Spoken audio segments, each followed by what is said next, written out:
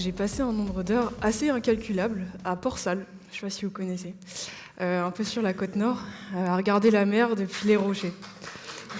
Merci. Merci aux gens qui connaissent Port-Salle. Donc voilà, j'ai passé un nombre d'heures depuis toute petite à regarder la mer, parce qu'en fait, elle a toujours un peu fait partie de mon environnement. Tout le temps en mouvement, elle change de forme, de couleur. Parfois, elle est lisse comme un miroir, c'est une mer d'huile. Des fois, un petit peu plus agitée, un clapot.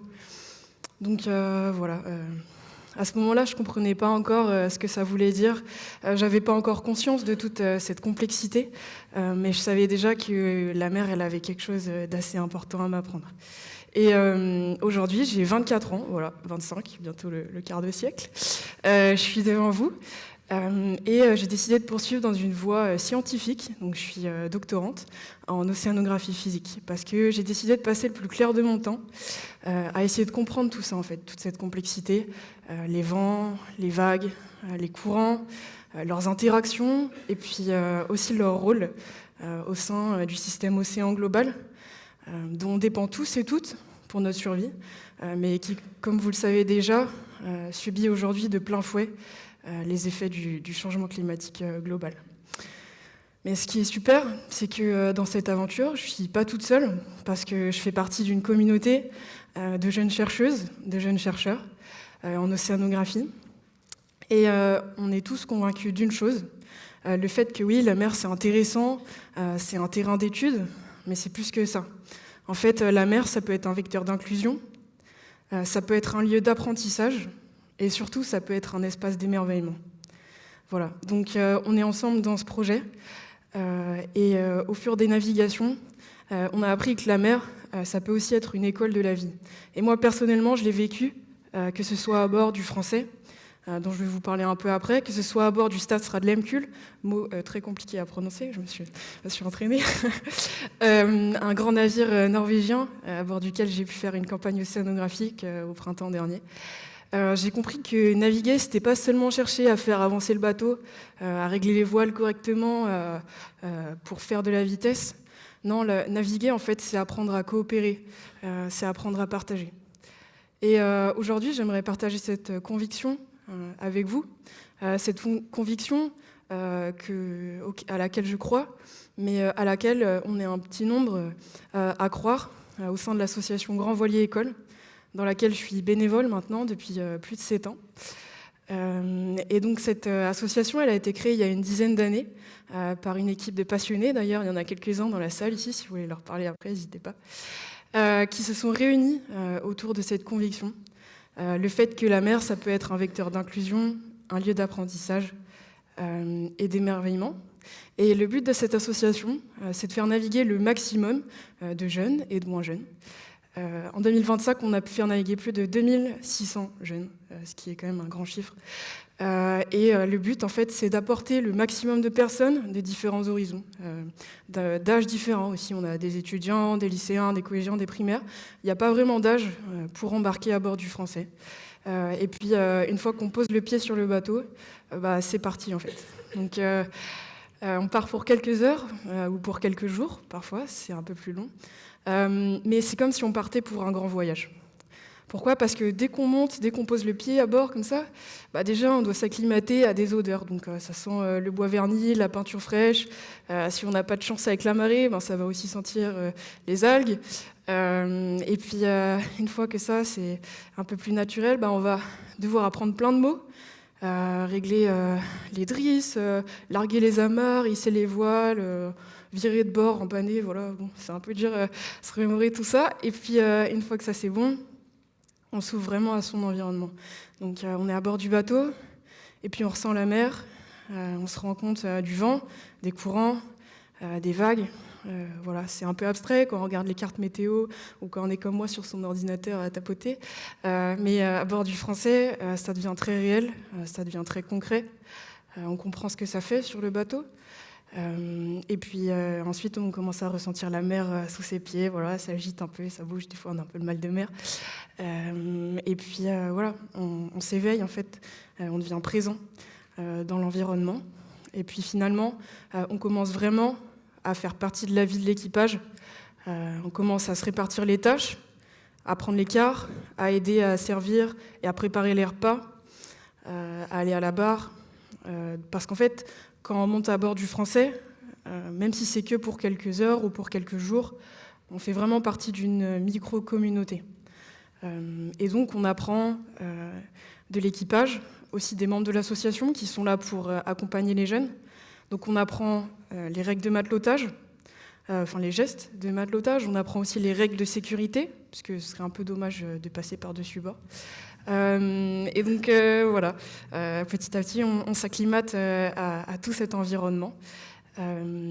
Et donc on fait vraiment partie intégrante de l'équipage à bord du Français. Et moi, en tant que bénévole, ce qui me plaît au sein de cette association, c'est vraiment ça en fait. C'est vivre et transmettre l'esprit d'équipage à ces jeunes, voilà, dont certains n'ont vraiment jamais posé le pied sur un voilier. Il y en a certains, comme ça a été dit avant, qui vivent à la côte ou à quelques kilomètres et qui n'ont jamais navigué en fait. Et donc c'est assez incroyable de faire partie de cette découverte du monde du grand voilier. C'est assez incroyable de les voir s'émerveiller quand ils posent les mains sur le gouvernail, quand ils aident pour tirer sur les bouts, etc. Et puis ce que j'aime personnellement, c'est assister à ces rencontres en fait. Comme celle d'un petit garçon de 7 ans. Je pense que ça fait 5 ans que j'ai dû naviguer avec lui et sa classe. Et voilà, c'était un petit gars plein d'énergie, etc., qui faisait que courir partout sur le pont, alors que c'est interdit. Hein.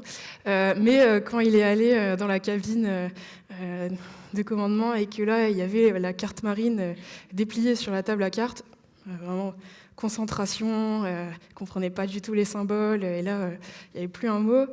Et puis il y avait sa camarade à côté de lui qui faisait que rire parce qu'elle n'avait jamais vu autant de hiéroglyphes comme ça sur une carte en cours de géographie et qu'elle avait hâte d'en parler le soir à la maison. Donc voilà, ça fait 5 ans que j'ai navigué avec ces enfants, cette classe. Et pourtant, ça fait 5 ans que j'oublie pas leur sourire, ça fait 5 ans que j'oublie pas leur rire, que j'y pense très régulièrement, même au cours des navigations que j'ai pu faire par la suite, parce que, en fait, ces moments-là, ils orientent mon action. On a parlé de sens avant, ces moments-là aussi donnent du sens à mon travail, parce que j'ai choisi une voie scientifique, donc j'ai choisi d'étudier, j'ai choisi de comprendre, mais ce qui m'anime, ce qui me porte, en fait, fondamentalement, c'est de partager, d'écouter et de transmettre. Voilà, donc c'est 3 termes assez forts, assez importants que je veux perpétuer et qu'on perpétue au sein de l'association Grand Voilier École. Parce qu'en faisant naviguer ces jeunes, l'association, elle permet en fait ces rencontres. Donc ces rencontres avec le monde des grands voiliers, ces rencontres avec la mer, et aussi ces rencontres avec soi-même. Parce qu'en fait, être à bord du bateau, c'est une occasion de se rendre compte de l'importance de la solidarité, de l'entraide, du respect de l'autre, de l'écoute, mais aussi de l'humilité. Parce qu'en fait, vous le savez déjà, mais quand on navigue, il faut rester humble, parce que l'océan est beau, comme je l'ai dit, il est magnifique, il est grand, mais surtout il est hostile, il peut être dangereux, il ne fait pas de cadeaux. Et puis donc quand on navigue, on se sent libre, mais on reste toujours très vulnérable. Et donc une fois qu'on revient à quai, hop, qu'on rentre à la maison, après être passé à bord du Français, on se sent grandi, mais en fait on reste toujours tout petit, quoi. Donc voilà, ce sont des belles navigations, des instants assez intenses, assez forts. Et donc moi, dans mon cas personnel, l'association, ça m'a aussi permis de rencontrer le monde des grands voiliers, donc le monde de la navigation. Comme je vous l'ai dit, j'avais fait un peu de navigation à port-sale, j'avais fait un peu de l'optimiste, voilà, on avait pêché quelques crabes, mais en vrai, je ne connaissais pas du tout les vocabulaires, les codes, donc j'ai appris. Et puis aussi, j'ai pu faire partie de la Tall Ship Race, donc je ne sais pas si vous connaissez, mais c'est une course de grands voiliers. Moi, j'ai fait partie de l'association de l'édition 2018, aux côtés de membres voilà, qui sont sur cette photo et que vous pourrez rencontrer aussi ces grands navigateurs tout à l'heure. Et donc ça m'a permis d'apprendre vraiment ce que c'est la solidarité dans la tempête. Ça m'a aussi permis d'apprendre comment vomir de manière optimale. Donc je pense que c'est une compétence utile à vie. Euh, et que j'ai réutilisé d'ailleurs sur le Stade Astral Lemkul. Plus sérieusement, ça m'a vraiment permis de sortir de ma zone de confort, de sortir de mon quotidien, de savoir ce que c'est, faire partie d'un équipage.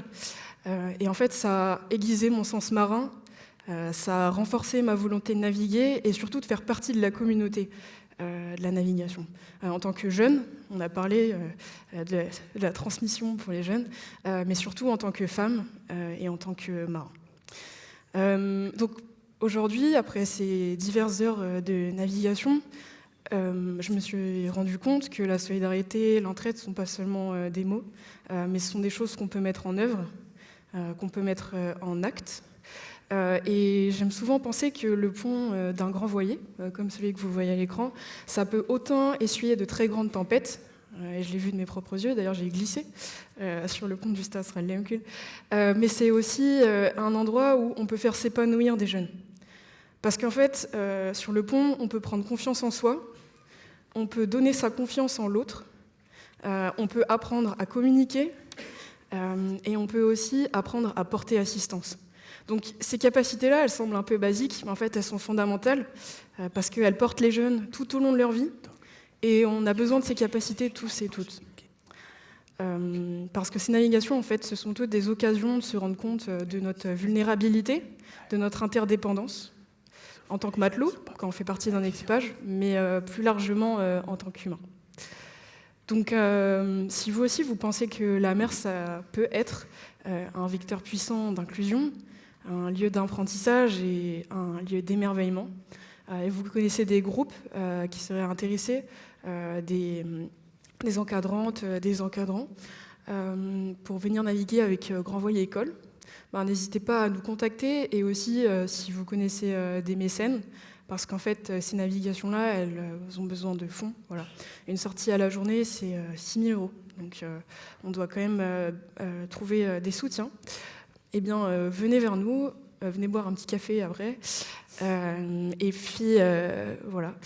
On espère que vous porterez avec nous cet espoir de collectif, cet espoir de solidarité, et un espoir qui est très fragile aujourd'hui, mais qu'on a envie de porter, on a envie d'y croire, c'est l'espoir de vivre ensemble. Voilà.